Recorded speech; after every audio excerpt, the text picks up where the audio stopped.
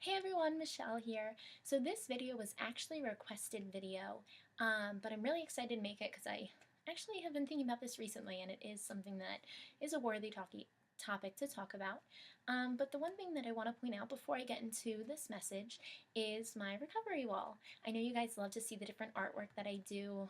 You guys have told me endlessly how much you love my recovery wall and my guts of just hanging up my art and all of that loveliness. So I wanted to show you my latest piece right there.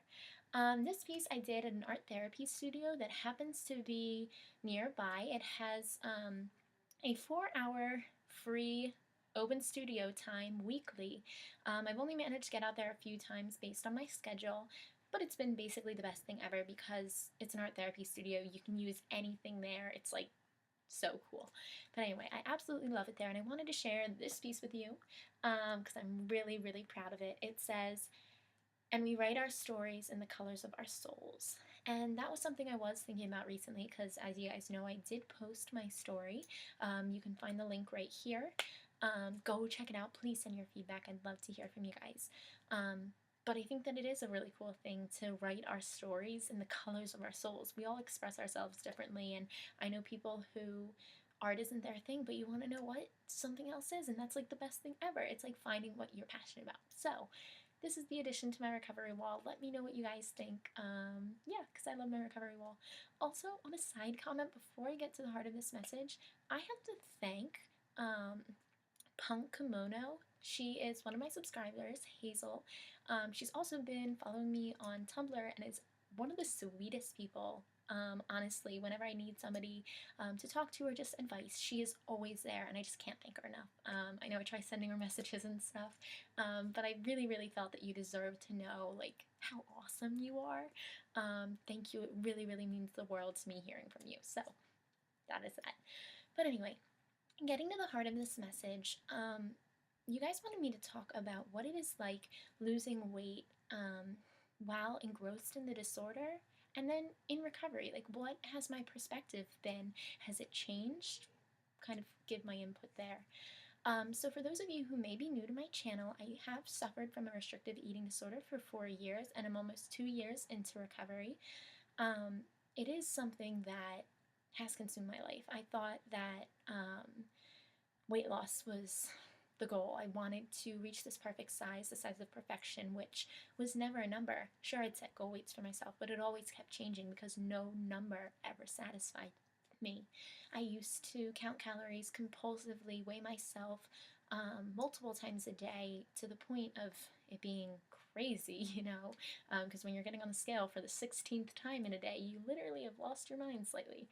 But anyway, weight loss was something that I was really vying for. I thought that if I lost weight, I would prove that I was good enough. I would prove that I was perfect. I would prove that who I was and what I was as a person was capable of being loved. And that was honestly what I thought. I remember doctor's appointments used to be miserable because I thought I had to weigh less than the last time because I wanted documented evidence saying that she lost weight and that she was different. I thought that I needed that. And so I was always dreading going to the doctors because I knew that I would have to restrict myself going in. And it was one of the most miserable things ever. But I knew that I wasn't thin. I thought I was living in my distortion and the negativity and the belittling thoughts that told me I was not thin. How could I anticipate that? Sure, the scale said that the number went down, but it was lying. All scales lied. Only for me. They were correct for everybody else. But just for me, I was the sole exception. So really, I was vying and fighting for weight loss. That was something that ultimately consumed me. And at one point, I honestly didn't care whether I lived or died because all I wanted was to lose weight. I just wanted to reach that ideal of perfection and have that acceptance that I thought would come with weight loss. Now, as I entered recovery, I would love to say that immediately I was like, yeah, no, screw weight loss, whatever. But that's not the way it happened. For the longest time, I actually thought that I could work on the mental side of things. I could cope with the emotions, but I didn't have to fix my eating.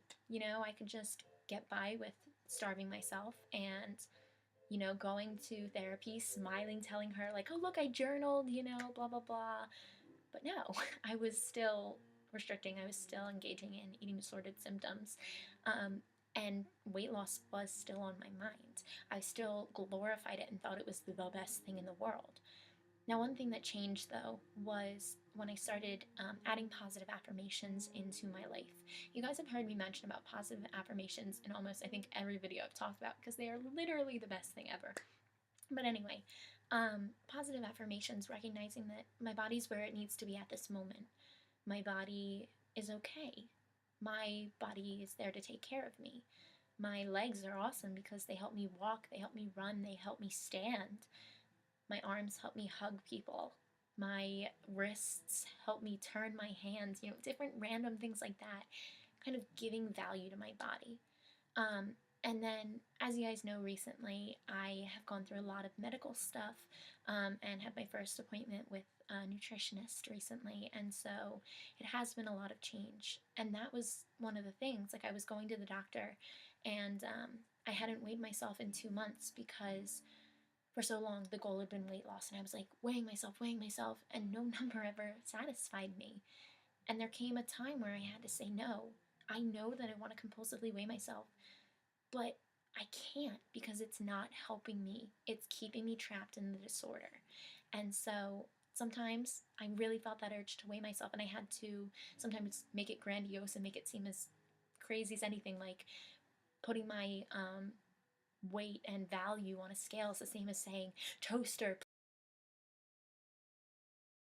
please tell me, am I going to be good enough? Should I eat today? Am I worthy?" Like, even making it so foolishly, like, huge, making it be crazy, and just basing all of my self-worth and dignity and grace upon a toaster. Like, sometimes I needed to do that. Other times I was like, no, you need to stay strong right now. I know you want to weigh yourself, but numbers mean nothing, and you got to remember that. So that was something that happened. But as I said, I was at the doctor's recently, and I specifically asked the nurse not to tell me my weight. So I was blind weighed, and the doctor walks in. I don't know if she just didn't relay the message, but she didn't say number. All she said was, you lost weight, right? And I just looked at her. And in that moment, I cannot even tell you the shame and guilt I felt. For the longest time, I wanted to lose weight. I wanted to go to the doctors and have them note upon how, oh my gosh, you've lost all this weight. But those four simple words of "you've lost weight," I just felt like in that moment that my recovery wasn't the forefront of my life, that I had fallen to the disorder. And I needed my recovery friends to point out that no, my body's where it's at in this moment because of all various factors. It doesn't matter what I weighed before. It doesn't matter what I will weigh. I don't need to be more or less than anything. I need to be where I'm at in this moment because that is where my body is, and that is where it naturally is to function properly. And so that was something I really had to consider, especially going to the nutritionist, recognizing that it's okay to eat. It's okay to take care of myself, to know that I'm not going to gain all this weight overnight. And now I'm at that part where I haven't weighed myself, and I don't plan on weighing myself again. I hope I never have to. Um, but I'm at that part in my recovery right now where weight loss is not the goal. It is something of my past. And I know that a scale cannot tell me how wonderful I am. I was even reflecting on that today. Sorry about the background noise if you guys hear that. My brother is just like, but anyway, um, my I was reflecting upon that today. A um, I drove by a very scenic place, and it's a place that's beautiful. You can just never take a picture there because it never turns out right. And to me, that was the same thing. Taking a picture with a thin frame, sure, might look good in the pictures, but the recovered smile, the look in your eye of pride and triumph that I can have when I'm free of this disorder just means so much to me. And that was something I really had to reflect upon recently and really called myself to think about, especially like seeing a nutritionist. You're like, wow, like, gotta put on weight. And like, I mean, I was talking to my friend the other day, and she's a heavier set girl, but it's just the way that her body is. And it's okay that her body's there. But I remember she was talking to me about how she was trying to lose weight, all of this. And I looked at her and I said, oh, like, I'm trying to put on weight. And it was really weird hearing myself say that. Like, I never actually said that, but I am. I'm trying to be proud of my recovered body. I want to walk around with pride and triumph and just be able to go, look at me now. Yes, I have suffered an eating disorder. Yes, I was restrictive and living in my mind and in craziness. But you want to know what? Look at me now. I am proud and strong, and my body is where it is in this moment, and that's okay. And so I think um, my perspective on weight loss has changed in recognizing that my self-worth and dignity isn't based upon what a scale says, isn't based upon how many bones I see. Like the other day I had to make it grandiose again, make it funny, like, oh, well, you're only your personality.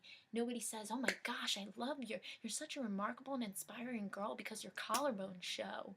Like, that's not what they say. They say, I know you, I talk to you, your personality is beautiful. I love everything about you. Not based on the fact that they can see my wrist bone or my collarbone sticks out here and there. It's not based on that. It's not based on the bones that they can see or the number that's on the scale. It's based on who I am and the beauty that is me. And I think that's something that really needs to be stressed in recovery. So, as you guys can see, this has been a huge change from those days when I would kill to lose weight. Literally, I wanted to die just to be thin. And I think that is something that we need to adopt. Not saying that I don't have those days where I'm like, oh God, I wish I was lighter, but recognizing that my body is where it is in this moment, and that's okay. No matter what I've weighed in the past, no matter what I will weigh in the future, right now, my body is taking care of itself. And that's okay. Yes. So that's my input, you guys. Awesome topic suggestion. If you have anything else you want me to adjust, send it in. You can post it down below, or you can send it in through a private message. Also, if you didn't get a chance, please go check out my video right here. It is my story, and I would really appreciate feedback and comment. If you're new to my channel, please subscribe. I make videos about eating disorders primarily, but I do, if you want, can talk about my experience with self-injury or depression, anxiety, or just mental illness in general. I'm a very big fan of psychology, so I can address anything if you guys want.